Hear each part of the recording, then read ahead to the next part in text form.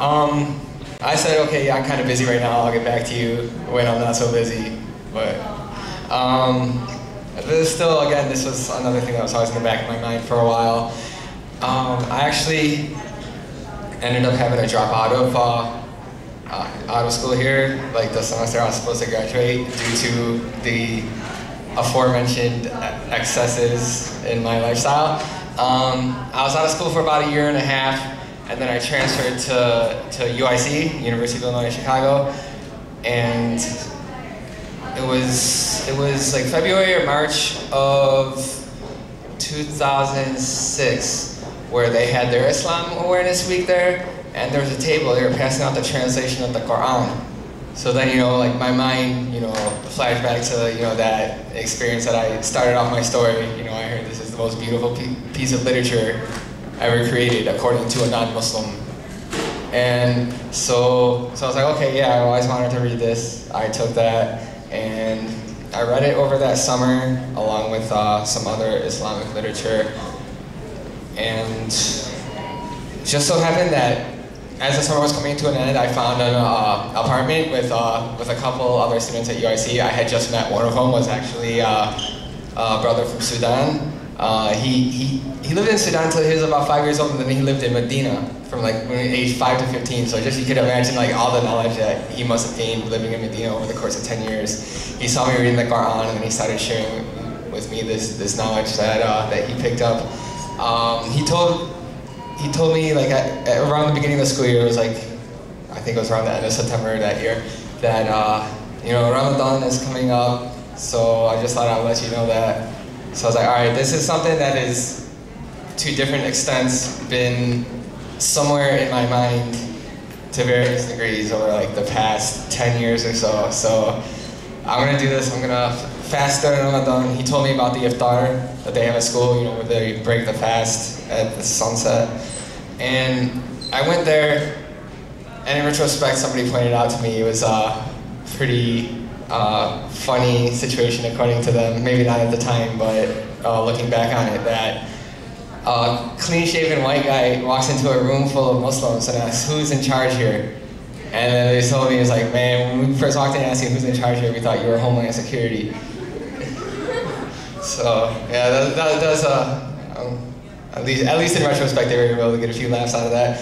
But, I told them, like, I've been reading translation of the Quran, and I want to learn more.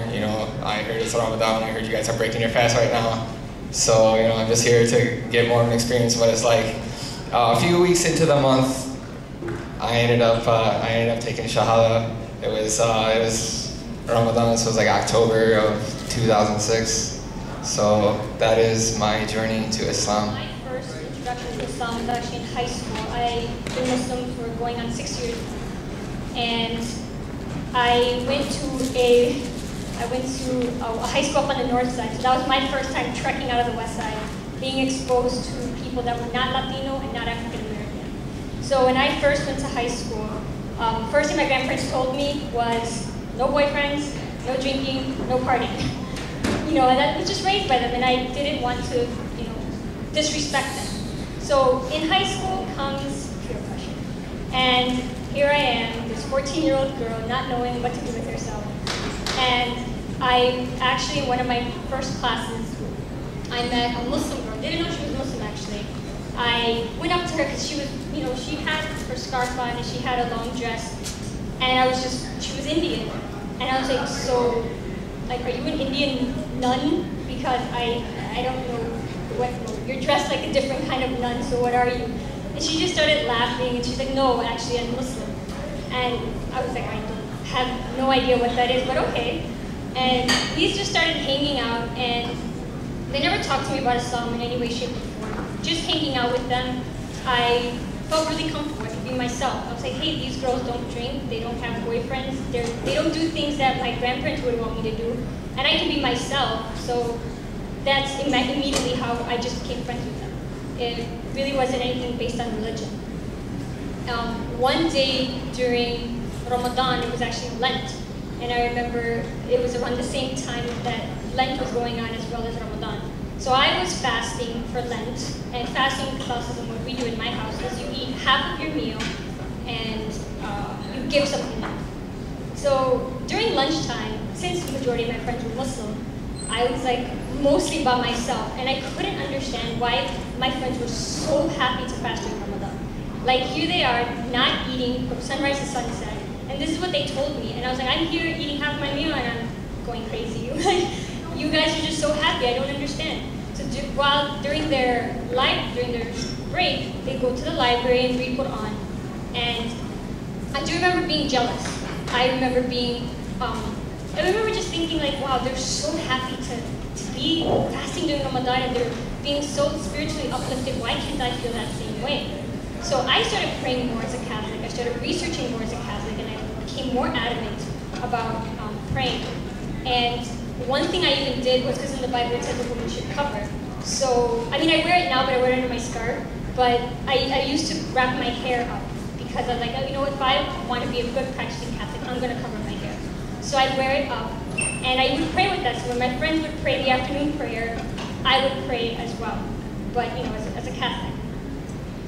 So later on, I just started researching more about Islam. And it was something amazing, is they never talked about it really.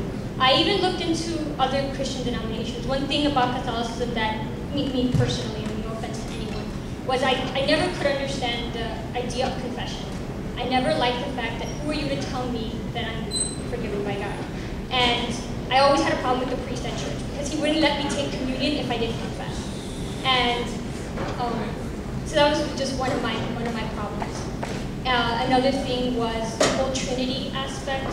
As someone who has a science background, I remember someone explaining it to me like the 3 phases of water: ice, liquid, and gas. And you know, they were just explaining the Trinity in that aspect. And I remember thinking, well, Jesus, if he prayed and he prostrated, was he praying to himself? I would have, you know, arguments with the priest. Excuse me. I'd have arguments with the priest, and they'd just like give up with me, like, just Hazel, forget it.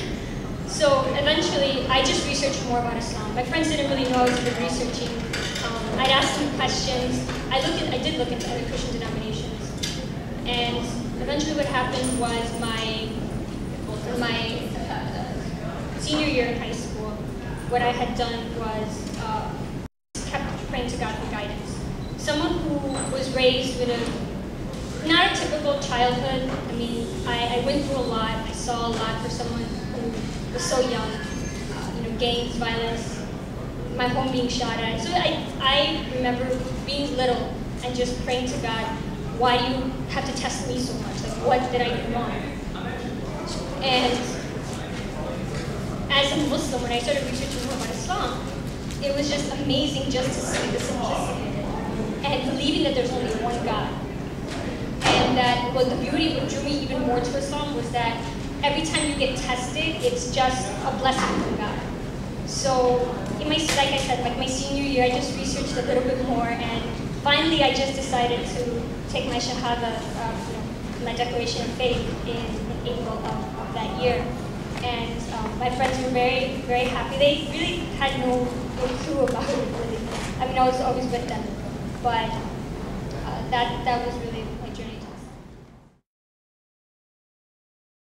The way my life has changed, like I said, I really think I became a lot more peaceful, a lot more accepting of the situation that God gave me. I'm a lot closer with my family as well. Just growing up, I would isolate myself. And now I really think that I'm a lot happier as well, more at peace with myself and with my family.